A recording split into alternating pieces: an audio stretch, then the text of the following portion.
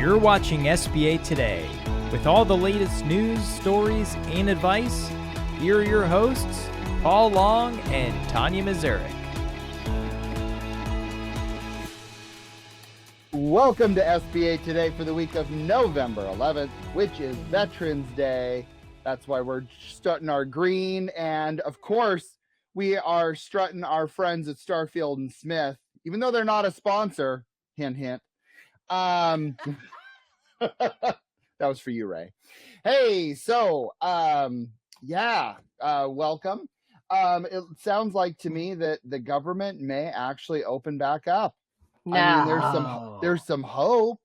A few of them went to the other side of the aisle, so that's not a bad thing. We'll see how long that lasts. Yeah, that's exactly it. There's still another vote in the House. The president still has to sign it, so there's still some process, but at least we're making good headway where we were doing absolutely nothing prior. So, So be happy for the movement that we get versus the stalemate that we've been on. At least there's some movement. Might not be a lot, might be iffy, but hey, it's better than nothing. At this point, I'll take anything. Exactly. So what we got going on today, Paul? Well, actually, there is one late breaking news that just happened. And I don't know if you saw this, but this is really, really big news. Today is our producer Madison's birthday. Madison, happy birthday. We're not going to sing her a song. Come on, man. People expect way more out of us. Nobody wants to hear us sing that. But more. That's true. They've told me stop rapping. Right. And she likes to be like the girl like hidden in the back. So we would hate to embarrass you, but Madison. Oh, Madison, I know. I would love to have her come on for just a half a second, but I don't know. I don't know if she will. Oh, she won't. But regardless, she is amazing behind the scenes, y'all. Happy birthday, girl. That's right. Well, hey, let's go into our top story we're going to talk about. So we're going to talk about an autopsy. That's what I call when something doesn't go right. I always tell my team, okay, guys, we're going to do an autopsy because that's you got to learn from things, right? Yeah, right. So, I mean, really what we're going to be talking about is, of course, a large top 20 institution abruptly shut their doors a few months ago. And so we kind of did a little bit of research, and as well as our friends over at Coleman did some research as well on kind of what happened here to our friends at BayFirst. Well, okay, but here's the deal. Why do you care? Well, you should care because it affects anytime you. something like like this happens, it's a deal. You got to think about what your own institution is doing. Credit is deteriorating. Losses are increasing. What are you doing? Right? I mean, every institution has to look at their own credit box to make sure. Well, and I think that's what everybody I think forgets, and that's what we've all forgotten in this. Well, not we haven't, but many out there have forgotten this, is what happens at one is a trickle effect. It's like the pebble in the lake, right? And it consistently just keeps growing and growing. So it's not, oh, that happened to them, no big deal. We don't really need to worry about it, but we do. So yeah. Yep. Why is that, Paul? I mean, you can go. Let's look at a few other macro things on here. Sorry, it's a nerdy episode, so it is nerdy. Buckle up. Secondary market, it's kind of been volatile. It's kind of creeping back up a little bit. I actually noticed that yesterday with the reports. There's pricing pressure. Oh my God, Tanya, have you had any sort of pricing pressure? I'm sure you wouldn't know anything about that. Me neither. None at all. Zero. Good Lord. It's the race to the bottom. There's some big institutions that are doing prime minus for. So let's stay on that. Let's stay on that for a minute. Let's do it. Because I want to stay on that one. What does that do to people? Whenever we're it's like walking in a dadgum or going to a garage sale and trying to get the best deal and whatnot. I don't know. That's what it seems to be out there. But guess what? What happens is as everybody's dropping everything to the bottom of the barrel, That's fixing to change. That's fixing to change Yep. what goes on with each of those banks because they're going to start filling up with some of these lower rates. And then what happens with that, Paul? I don't know. Well, and you're not pricing to risk because, I mean, okay, let's be real. If you have a fully collateralized commercial real estate deal and a, Mm-hmm. 2 times debt service, shoot, sign me up. Like, I'll do prime minus on that. Let's do it. Yeah, but are they even But coming to the SBA on that? I'm just saying. there are. Well, not as much. Well, that's true because of the That's discount true. or the But 10% up the front. 10% But down. Exactly. many times those are going the other direction. But No, 100% they are. yeah, 100%. yeah. Think about business wages and cost of goods sold for like restaurant clients and that type stuff. Gee, there's no issues there.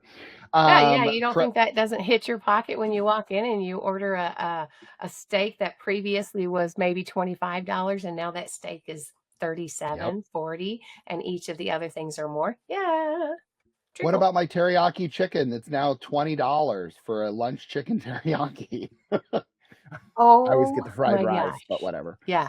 Yeah. We talked about credit quality on there, and then there's just that risk between that. So let's talk a little bit about kind of what we know. Excuse For me, I'm BayFirst. dying here. What happened here at BayFirst in the Yeah. Bolt program? So, They had. What Oh, I'm happened sorry. at This is you. BayFirst? Yes, it is me, Paul. Paul likes to talk over me. It's not just me, y'all. I have to do it really loud Sorry. because otherwise Paul be like, "Hey, man, it's my show." I'm like, "Hey, hello." I'm kidding. Mhm. Anyway, okay, so what happened at BayFirst? The Bolt program, the aggressive program BayFirst had in place, right? It was aggressive. It was extremely aggressive, guys. It was a working capital program. It's called Bolt. We all know this, or maybe if you don't, that's what it's called, right? It was focused on the smaller SBA 7A loans. Those are the loans that were up to 150,000. Okay. Now, the timeline of what went on when it came to this in August. In August, BayFirst announced the closure of its SBA loan department and a reduction in force of 51 positions. That's a lot of Ouch. people out there, That right? hurts. A lot of Yeah. people. Sorry to those who are involved in that. 26 in the SBA and 25 in other lines, so other departments and whatnot. Source, some of the notes that where this comes from, right, are portfolio, the reports, I guess, out there indicate the initial job cuts and the Bolt shutdown were in August. Yet the formal portfolio sale was announced later in September. The portfolio sale now, they sold 103 million SBA 7A loan portfolio to another institution, Banesco USA, for 97% of its retained value. That's a 5.1 million loss on the books, guys. Yes. Ouch. So That's the anyway, go ahead. Yeah, that is the opposite effect of a premium. Yeah. You think? Yeah. And that's going to do some stuff. I mean, that's just the immediate financial plane of them exiting the program. What other things do you think could be coming down the line, Paul? I mean, between you and I mean, Well, I mean, smaller loans have more risk, right? do, Like in general. we need to understand that. Mhm. And we just kind of need to address the challenges, right? They said that inherently higher risk due to the nature and financial sophistication of borrowers, which is true. absolutely, we've all been 100% there. true. And low interest rate for small loans. Yes. What? Well, low interest When I read rate that, I and was just, ugh.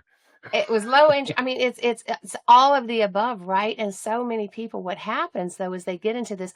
I don't even think there wasn't collateral associated with that, right, Paul? Some were, I some weren't. mean, some, right? But meaning there wasn't the same I guess resources put into play there or whatever. So people have a tendency to get in and then something goes south and it's real easy to say, "Oh, this is harder than I thought it was going to be," and then walk away from it. So we have way more liquidations out there, way more way more going south in Yeah. that section or that smaller line amount or loan amount. So Yep. anyway, Well, and when Tanya and I were at Nagel together a few weeks ago, again, that was a big thing, is talking about that. The previous Yeah. administration had a large focus on expanding small dollars, which Which I is get. great. I have zero problems with that. Yeah. However, you really got to really price based on your overall risk. There was definitely. Oh, God.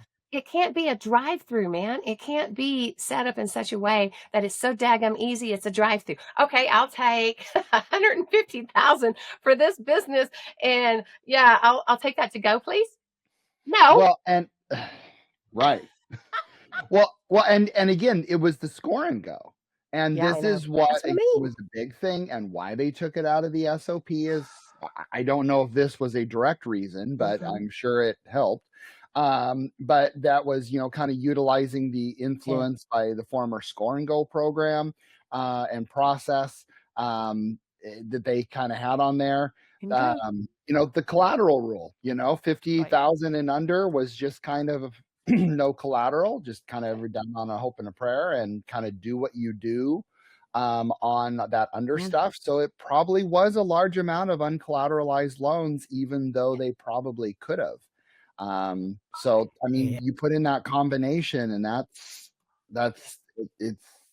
it's heartbreaking. They're going to end well, is where Paul's trying to get to. It's just not. But now there's one thing that I have to say, and it's probably a little controversial, and I'm sorry, but that's why you tune into this show. But that is, they were very, they loved their brokers. Okay. Oh and God, I know where this bless is going. and love the brokers. They were paying up to 2% for broker fees. Yeah. I don't know if it was on the Bolt program too, but let's just hypothetically say that they were paying 2% on a low interest rate, no collateral loan. Well, that's why you became a top 20, but that's also why it would go down. So I hope they weren't paying fees on the Bolt program, but I wonder if they were. I don't know. But that's And just maybe somebody profitability. somebody that might know, they can reach out and tell Paul and I, right? We would love to hear that. But I mean, it's so true, Paul, because then you've got to take not only the losses, but what they paid in order to have that deal sent to them. And then they're doing that deal. And in addition to what they lost on premiums when they sold this book, they paid out on something they're not making any money on, right? And guys, you brokers out there, yeah, make sure that you're sending the right deals. You're sending deals that actually need it, and aren't sending deals, because there's a program out there that that can get somebody a few dollars or whatever. Make sure you're sending it when it's actually needed, not otherwise, because I think I've seen that a couple times. We're doing kind of the autopsy on kind of what went wrong, but what we haven't done, and one thing that we need to really always make sure on, is there's a bunch of borrowers now that have a much lower credit score, are now in bed with the government, that you're always going to have forever taking those recoveries. And that's the bigger thing. Sometimes people don't realize that we're protecting the consumer as well, not just the institution. 100% we're protecting them, because another thing that people don't know is, let's say you've got this debt and you go to one of the services, right, that's going to sit there and try to work out a deal for you. Okay. And yeah, we'll take this lesser amount. We'll take this lesser amount to just get it off the books. That doesn't mean it's off the books, right? You are forever, if you have any loss against the government, you are never, ever, ever eligible for an SBA loan again. And that could be across the board on anything. And I think people don't realize that. Have you ever had that, Paul? Like, people come to you and they're like, oh, I don't have any loss to the government, but of course, maybe a student loan, or maybe exactly. Or you know what else could happen? Mortgages that are sold to Fannie Mae and Freddie Mac. People don't even know. They think they've got their mortgage. This happened to me, but I mean, I didn't default, but meaning I had a Wells Fargo one, and it got well, if I defaulted, guys, don't ever come to me for anything when it comes to banking, because obviously I don't know what the heck I'm doing. But no, anyway, it was sold and they had no earthly idea and found out like down the road. So people might not even know that they've got a loss to the government, and they do. That's true. Just keep that in mind. That's Anyway, true. all right, let's see here. So what are some of the takeaways, Tanya? What are those things that we need to know? Some of the takeaways. Okay, let's go back up here on this. The takeaways. So we definitely want to focus on the fundamentals, right? Yeah. Market demands, a return to kind of disciplined underwriting. When things start to turn like this, you need to go back to your underwriting and make sure we're doing the right thing. What else? That's it. Well, I don't even know where the heck you are on here, dude. So, okay. See, I was trying. Where did you go? I don't even know where you went, because I think he sent, you know what he does? He likes to send me notes that aren't true. So I can do that. No, not me. Anyway, no. And well, again, and we kind of touched about this previously, but I want to make it clear that all lenders want to help small businesses. That's why we're here. Okay. Yeah. We make a good living doing it. Including BayFirst. They were doing it to help. They were doing it to help. So we're having, we're going through what we're going through, right? But this is not pointed against anybody. That is just one. None. That doesn't mean way more aren't coming down the line, because as we said, this is a ripple effect of all kinds of things. We don't know the others that maybe had large portfolios in this segment of and so many more could be coming out. Everybody's trying to do the right thing. We jump on these programs because the SBA puts them out, right? And people jump on these programs thinking that they're helping people, right? Sometimes, though, it's almost, oh God, I'm going to do something controversy here. It's almost like vaccines or something like that, right? You take it, you run with it because it's put out there and you think you're doing the right thing, but then there's challenges maybe down the road. Can I say that? I don't know. But you know what I mean? Sure. Meaning anything too soon or up front, you don't know oftentimes what the end effect is going to be. And then all of a sudden, anyway, there you go. Hey, we should have RFK Jr. on next week. You want to call and see? No, I want no controversy. Y'all, I stay so far away of it. I get so teased about this mess. I say so far away from anything and everything. Hopefully that can go south. Come on. It's fun to stick your finger in there and see what happens. Anyway. You go right ahead. We'll close this out, Tanya. All right. Well, anyway, I guess we talked about it, anything and everything that we can, or we talked about all the things, right, that can go wrong whenever you jump on programs, potentially too strongly or too much. So I guess the big point for us, Paul, right, and that's what we want to tell everybody is, things are coming down the line. We don't know what it is. Whether it be with this BayFirst thing and the Bolt programs or any of the other programs, everybody's trying to do the best job that they can. They are trying to move through. We are going to have some upset. Anyway, hopefully the government will be opened back up again soon. I mean, that's something that's, let's all cross our fingers on. And for all you veterans, thank you again for your service. Okay, absolutely. So we're here on Tuesday mornings, and hopefully next week we're going to be dressed a little different. Maybe, I don't know, we might be twinning again, but here on Tuesday mornings on LinkedIn and YouTube, otherwise any of the streaming platforms where you get your podcast. Paul and I love to chat with you. As you can tell, neither of us have a problem with our conversations. Reach out to us on LinkedIn and connect. Tell us what you'd like to hear us talk about, man. We'd love to get some ideas, throw it out there. And other than that, I don't know, go have badass days. And I did. That's right. See you guys. See ya.